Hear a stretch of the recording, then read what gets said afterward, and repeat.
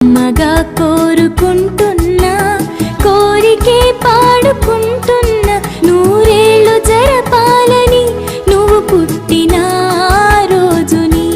Happy birthday to you, happy birthday to you, happy birthday చిన్ని కన్నా, happy birthday to you. అమ్మగా కోరుకుంటూ